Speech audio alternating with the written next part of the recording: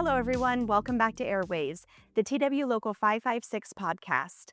I'm Sam Wilkins, Oakland-based flight attendant and first vice president of TWU Local 556. Co-hosting with me today is Allison Quinones, flight attendant and Austin's Domicile Executive Board Member.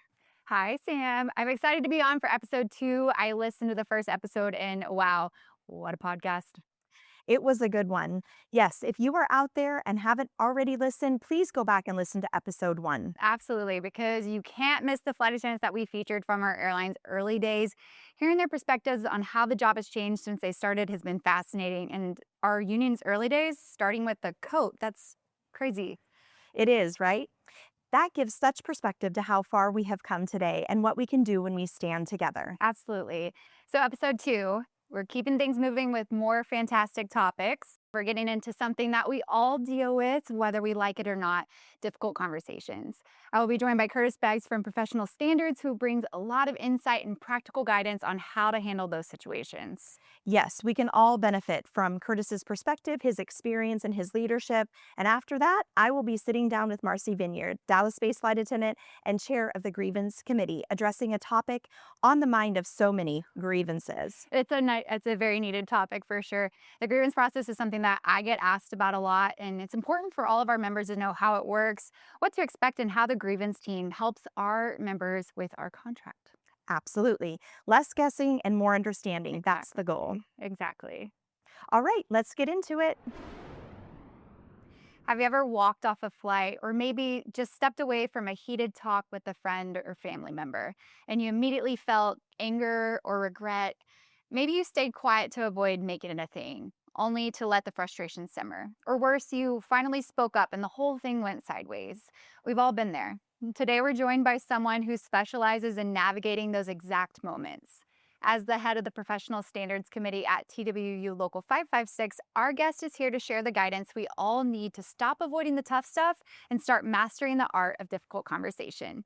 Kurtis, welcome. Thank you so much. It's a pleasure to be here. Absolutely. So first, for those who may not have interacted with you and your flight attendants on the Professional Standards Committee, can you tell us a little bit about what you do? Yeah, absolutely. The Professional Standards Committee is a team of 24 flight attendants. We're here to help resolve issues and help crew members navigate difficult conversations while they're on duty. Yeah, and you're all flight attendants who are trained in conflict resolution. Yes, we are. We have training every 2 years, our initial training. We go through procedures and protocols for the Professional Standards Committee. And then we do active listening techniques, communication, mediation, difficult conversation methods. Let's get more into it. So, like, most of us walk into a tough talk having already cast the other person as they're in the wrong. So, how do you shift from a certainty mindset, being like, I'm right, to a curiosity mindset?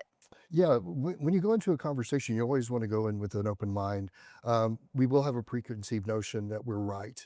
So you want to go in asking questions. You want to make the person feel comfortable. Sometimes the best method is to ask questions like, can we have a conversation? Is there anything going on that we can discuss? I'm curious about your perspective on this situation. So going in with questions of curiosity kind of leaves the person open to coming into the conversation and where you can have a narrative and hopefully have a resolution. Yeah, definitely feeling more welcome Absolutely. and aware of the conversation that they have. Are there any signs that we're moving from a productive dialogue into a fight or flight response? Yeah, when you're speaking with someone, their body language can display so much and give you clues on how the conversation's going. So if somebody starts getting stiff, if they cross their arms, if their speech starts changing, like they're talking faster or they're talking slower, or they start raising their voice, these are all signs that the conversation is probably going off the rails or going in a negative manner. There's certain resets that you can do to help alleviate these situations and bring the temperature down in the room. One of them is you can slower your speech. So you want to take the conversation and slow it down. This gives people time to think. It also gives both parties a time to kind of digest what they're saying. Also, you want to keep your tone low. So you want to lower your tone. Most people will mirror the way you're speaking with them So if they're raising their voice, if you keep your tone low, they will probably mirror back how you're speaking with them. The other thing, a lot of people have heard this, the power of the pause. Pausing between a question or a narrative gives you time to think. It makes you feel like they're the party that you're being listened to. And it gives people, again, the time to kind of digest what's happening and get their thoughts together for the next question or narrative. Yeah, conversations often fail in the first minute. Yeah. That's true. Okay. So, what's the best way to frame the purpose of a difficult talk so that the other person doesn't immediately get defensive? You want to definitely not lead with the negative or the conflict. A lot of people have probably heard of the sandwich method. It's a great way to start a conversation, especially if it's a difficult conversation. And the the sandwich method is basically you start off with a positive, you discuss the issue, and you end with a positive. So when you start a conversation with a crew member and you're on the plane, you can start with, I'm really enjoy flying with you. I love your PAs. You're very professional. Um, Try to get familiar with them, and so they're comfortable in the conversation. Then you can conduct the conversation and discuss the conflict or issue. You also then want to end with a positive. Thank you so much for discussing this with me. I appreciate your perspective. I hope we can continue and have a very productive trip. Yeah. Is there ever a power in saying, I feel nervous about this conversation? Yeah, sharing your feelings really kind of personalizes the conversation, and especially if the other party's feeling the same way. So it can draw both parties into a conversation that can be very meaningful. You have to read your audience, though. Some people may look at that if you're sharing your feelings as you're not showing conviction in your narrative, and you don't have a grasp of the issue. So you really need to kind of gauge the other party and whether letting them know how you feel will be acceptable. Yeah. Okay, so now let's like kind of flip it. What if somebody's starting to get really heated and anger in their voice? Like what are the best ways that we can approach that conversation? Yeah, if somebody starts raising their voice or getting aggressive with you, you never want to give them directives. So you want to avoid saying, don't yell at me, don't talk to me that way, don't do this.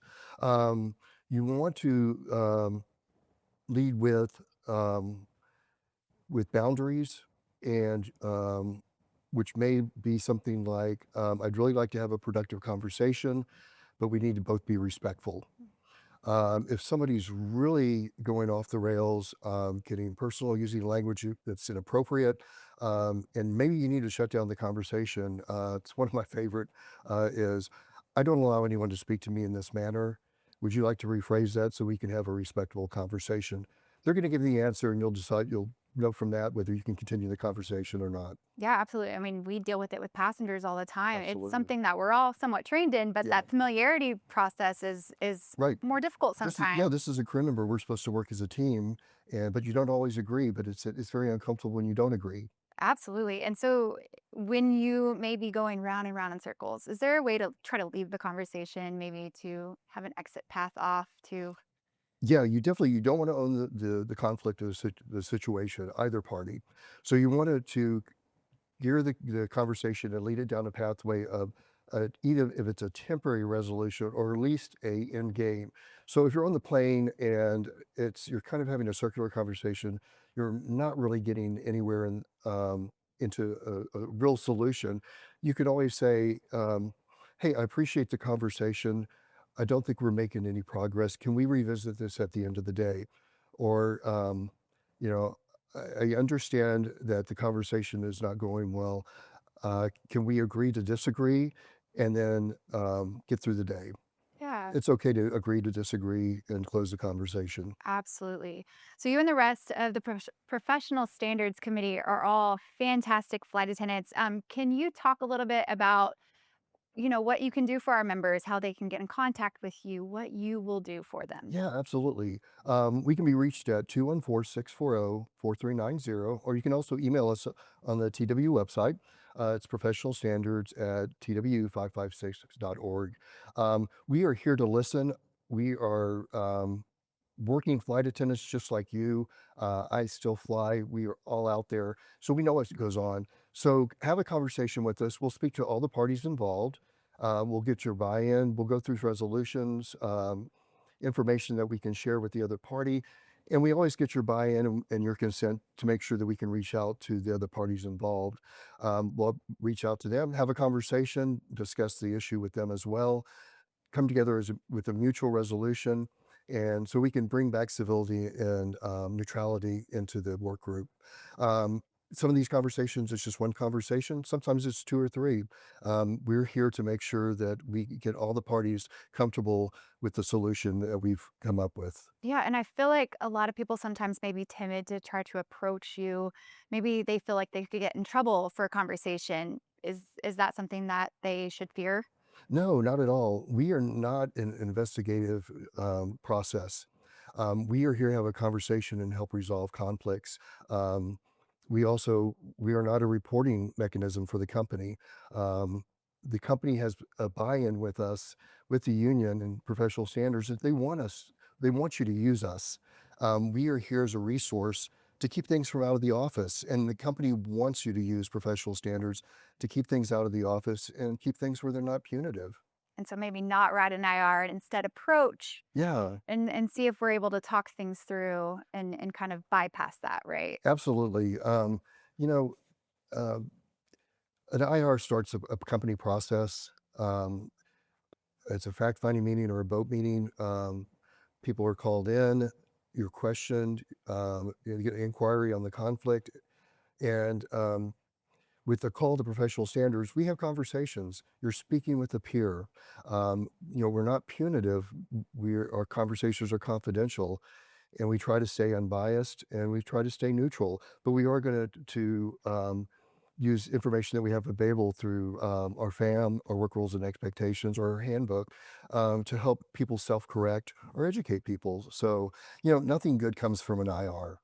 No, no, not at all. And what type of things should flight attendants bring to professional standards? Like what are the different situations in which you are trained to handle? Yeah, absolutely. We handle CRM or communication issues, safety, pilot issues. If you have an issue with a pilot, we can handle that through their committee. Um, we handle unprofessional behavior. We will handle some hotel issues. We want you to reach out to us, even if it's something we don't handle. We can offer resources through the union or through the company that can assist you in whatever the conflict or issue may be if it's outside the scope of professional standards. So at least utilize us, call us, and let us evaluate whether we can assist you. Yeah. So while we wrap up today, we'd like to see if we can leave any tips or tricks maybe for our flight attendants to be able to use. Do you have any advice for them? Yeah, absolutely. There's a four-part phrase that is great for framing a conversation, and it's four little simple phrases, and it's um, I feel, when, because, I need. And basically, so I feel are your emotions, what the situation is making you feel like. When is the actions. It's not the person, it's the actions. And then um, because is the consequences. And then I need is what you're looking for as a resolution for the future. So I'll give you just a really quick example. Lighting issues come up quite a bit in in our conflicts, especially in night flights. We have people that like the lights off. We have flight attendants that like the lights on. And so even though we have protocols and policies that dictate what the lighting settings should be. So you could phrase it like, I feel unsafe when the lights are turned off during our night service because I can't see in the dark and we could actually fall and trip over somebody's foot or luggage. I need to have the lights at the proper setting so that we all feel safe. You can come up with your own verbiage, but that's always those four little phrases are always great to frame the conversation. And you can always, to get their buy-in, end up with, I hope we can agree that this is something that we can do for the rest of the trip. Right. And it's really all about respect. And if we can just remember that basic piece, I mean, Absolutely. Respect and professionalism. And that's what we're here for. And that's what we, as a work group, that we need to treat each other with the same respect and courtesy that we give to our passengers. Absolutely. And then if someone is having a difficult conversation and they got the courage to actually talk one-on-one with the person, is there a key maybe that they could walk away from that conversation feeling like it was productive? Is there any sort of tip that No, you can never control how somebody is going to respond to your conversation, but you can control how you react to it. You can always be professional, courteous, and respectful during the conversation, but it may not be returned. Um, so when you leave a conversation and you're not quite sure how it went, um, just kind of reflect on, was I professional? Did I keep my tone steady? Did I get my point across? And even if we didn't get a resolution, are we able to work together? If you made all those check off all those boxes, you probably had a productive conversation. A lot of times, even if the conversation feels like it went bad, after people separate and think about it, sometimes you'll realize that maybe they were wrong, or maybe they could have handled it differently, just like you. right? So sometimes people will come back and later on after the fact and say, "Hey, I appreciate the conversation. Thank you for bringing that up to me. I'm really sorry." Sometimes an apology goes a long way. Just saying, "I'm sorry for how I made you feel or what I did, and I hope we can, fly together in the future, or we can get through this trip and have a good time." Yeah, So. yeah. And so, how can I get my questions answered? Maybe a role play scenario to make sure that I'm being the best flight attendant or daughter or wife or whatever it may be to even my loved ones. Yeah, call us. Call us or send us an email.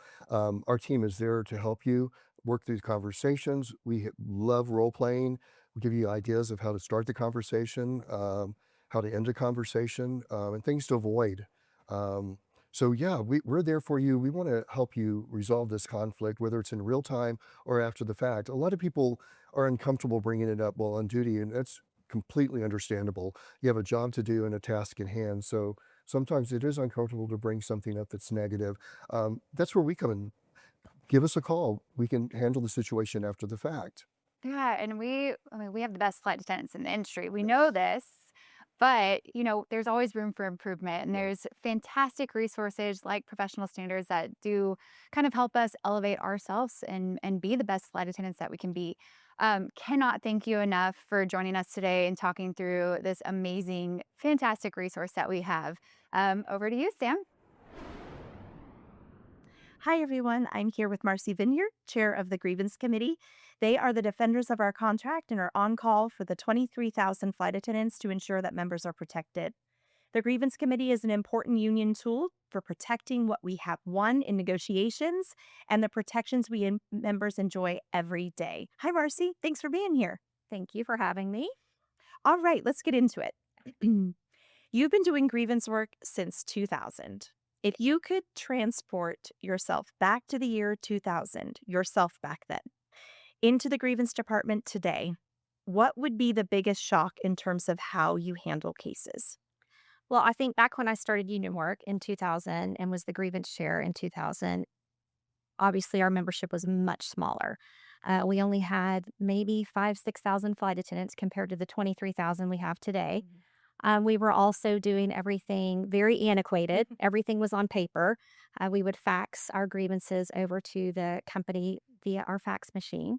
Now we serve 23,000 flight attendants. We have a great database that houses all of our cases for research purposes and to better serve our membership. And obviously our team, as our membership has grown, our team has grown as well.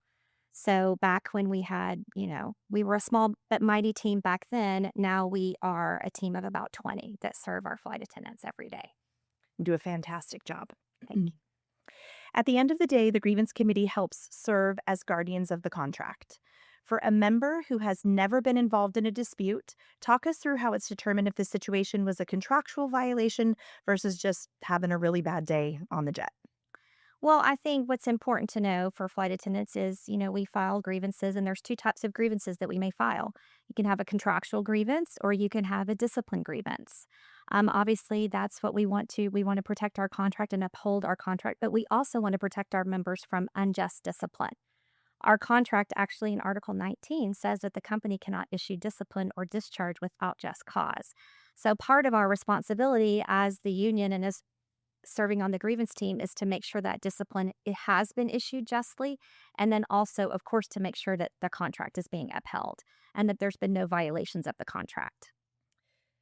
Talk us through how you explain that the contract was actually being followed to members who are understandably frustrated about certain situations, especially with the operation these days. Well, as you know, being in the airline business, it can be very fluid.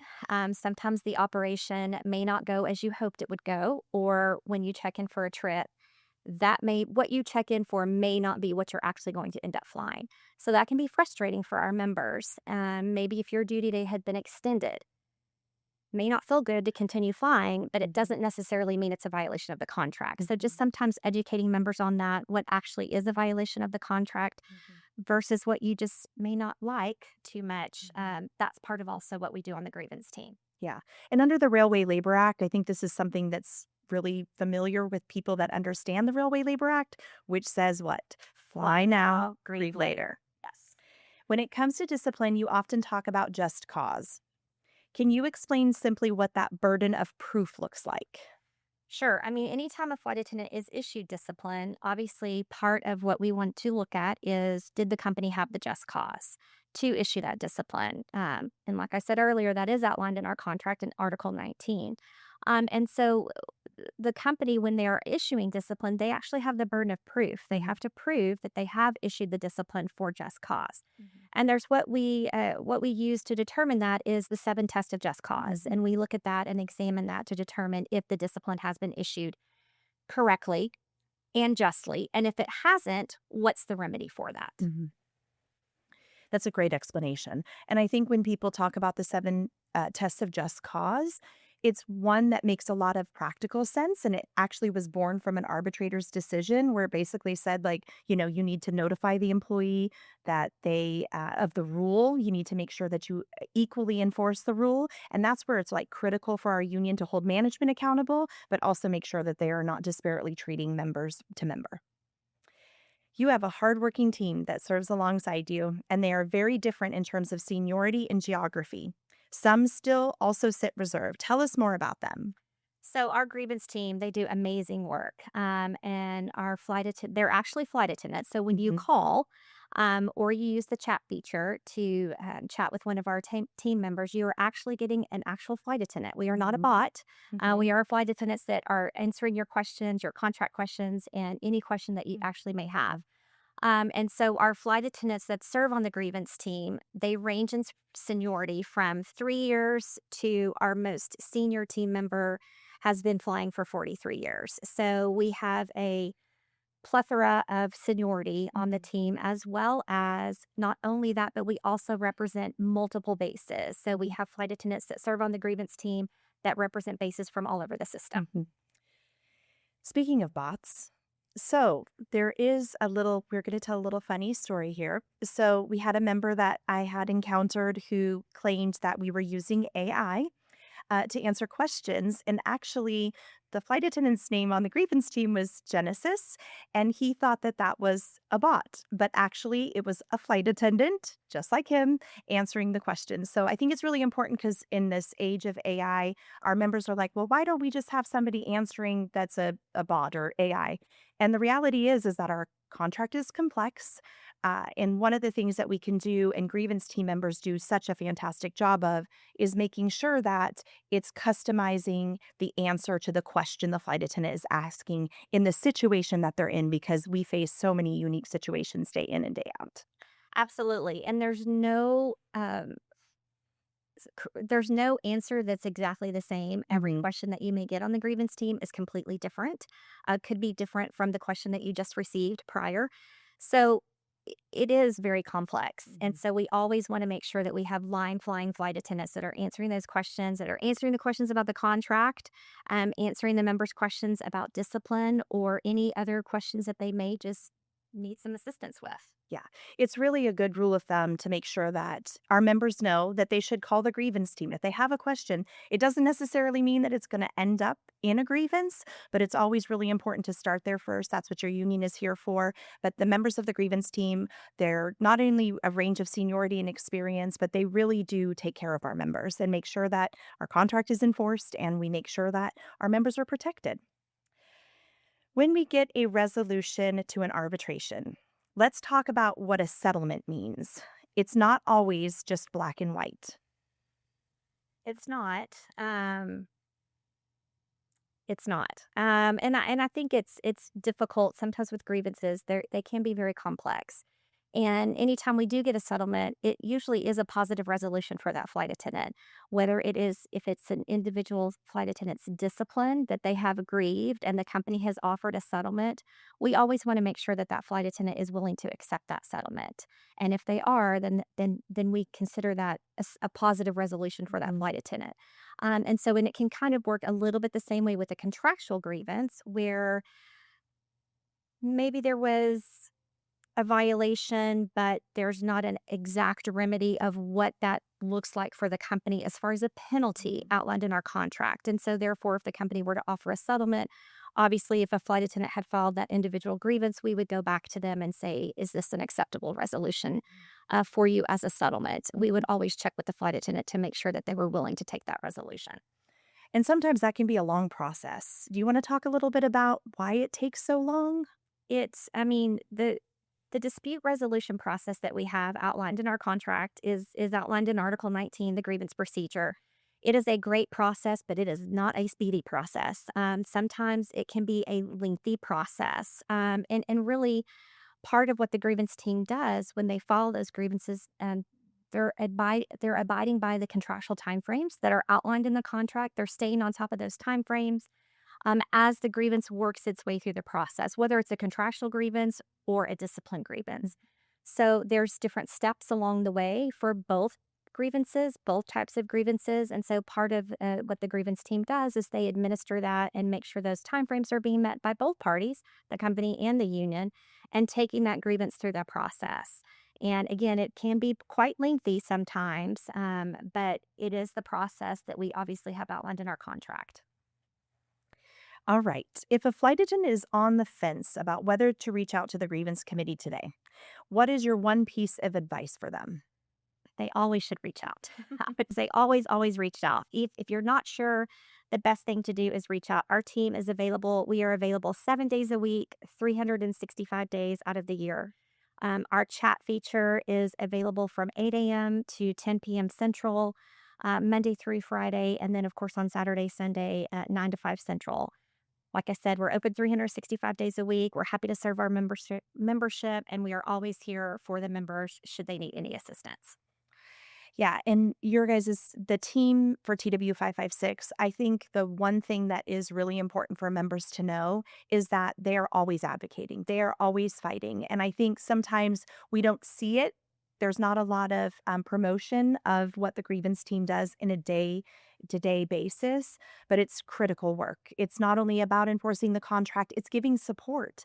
You all are trained to make sure that if a flight attendant's in crisis and they call the union office, if they have just a simple question that they just need some guidance on, they need somebody to listen to what their IR is going to state, right? There's all these different things that the grievance team is trained to do and to support. And it isn't just about driving an issue to grievance. It can be something that, and I think your team does a really good job of this, is, hey, this happened to me. Can you just look into it? Because I'd like to find out if there is a grievance that I should be filing. Yes, that is absolutely correct. They do so much work behind the scenes.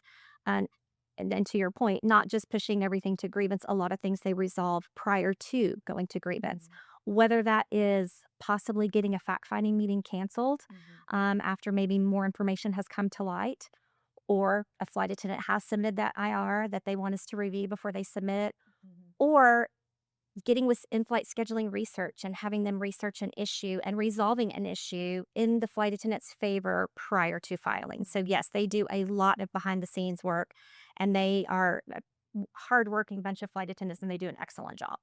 Yes. And I think it's that saying that we use on board the aircraft every day. If you see something, say something. I think sometimes people think that the union is the all-knowing entity when in fact the crew scheduling and others don't call us and say, hey, there's 2 hours of hold time or there's some issue going out in the system. We really do rely on flight attendants and our members calling the union office and saying, hey, here's what's going on out there in the system. Can you help? Can you get somebody on it? And usually within a very short period of time, we're able to address issues. Absolutely. And sometimes, yeah, we need you guys to be the eyes and ears sometimes and tell us what's going on out there. Tell us what's happening. Tell us what you need assistance with. We're always here to serve. Can you say a little bit about the chat feature and the TW 556 app? Because I think it's something that we've really invested a lot of our union resources into and how it plays a critical role in what your team does. Yes, our chat feature, oh, it's such a great feature. And we probably launched that around 2018. And obviously, since 2018, it has taken off and our chat numbers continue to increase monthly. And it's such a great tool. You can access it through the TW web. I'm sorry, not the web. The TW app. You can access it through the TW app, and it is a great resource. You can chat with again, not a bot, an actual grievance team member, line flying flight attendant that you can chat in and ask your question. Great, great. That's such a great resource. Well, thank you so much, Marcy. This has been so enlightening. I hope our members out there that watch this episode are getting a lot of information that they didn't know about. And again, if you need help, if you need assistance, if you need support, if you need a question asked, please don't ever hesitate to reach out to the grievance team. Thanks again, Marcy. Thanks for having me. All right, everyone. It looks like we have been cleared for landing on episode 2 of AirWaves, the TWU Local 556 podcast. It's been a great episode. We're going to close it out with some final thoughts. Allison? I just really want to bring up a controversial topic, and that is, are any of y'all a member of the Tray Method Mafia? Oh, for sure. Not it. No, I am a regular person and do the regular tray method. I know, quite boring. I do have a funny story. So one time I had to help another flight attendant who was in a little bit of distress and needed to take care of a personal issue. So I had to do her drinks and she did the tray method. And so talk about trying to figure out, what does number 1 mean? What does number 2 mean? What does number 3 mean? So it was quite comical for me to try to adapt to it, but I quickly went back to the regular method. Oh no, it's the opposite for me. If I'm trying to help somebody out that's doing regular rows, you best believe I will mess that up in a heartbeat. I'm like, how do you even process this? This does not make logical sense. It is a picture of your tray, and that is how you pour your tray. Therefore, that's how you serve your tray. I learned the tray method. Someone showed me, I think maybe my second or third month online, and that's the only way I can do it. I cannot do it the other way. Can't go back. No. I'll never go back. I'm a little lost if I try. I'm fully committed. I'm a train method person too. I had when I was brand new, I had somebody play a practical joke on me, and it was probably my second trip. And I was flying C. I took my drink orders, came to the back, started setting up my tray. B had set up the galley, it was perfect. Started pouring the drinks. I poured it like a Sprite, and Coke came out. And I was like, oh my gosh! So I was grabbing something else. And I grabbed a Coke, and like the Sprite came out. And it didn't dawn on me that what was going on. And then I grabbed like orange juice. It was apple juice.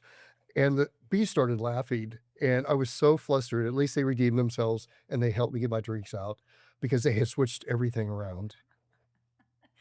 It's so funny though, like we can all like bond over tray method and then be totally against doing the regular method. But it's fun when we have moments where we're like, oh, Absolutely. Play joke. Yeah. I think that's the uniqueness of our job, right? So you can meet somebody and literally they're your best friend by the end of a pairing. And sometimes the worst pairings, you end up with the best people. And that's what makes this job so unique and so wonderful. And we're so very fortunate because being flight attendants is one of the best jobs in the world. And certainly under our union contract, it is one of the best paid jobs as well. So that makes it a little easier on those tough days. But certainly it's something as a crew and your union crew here who produced this episode and helped to get information to you all.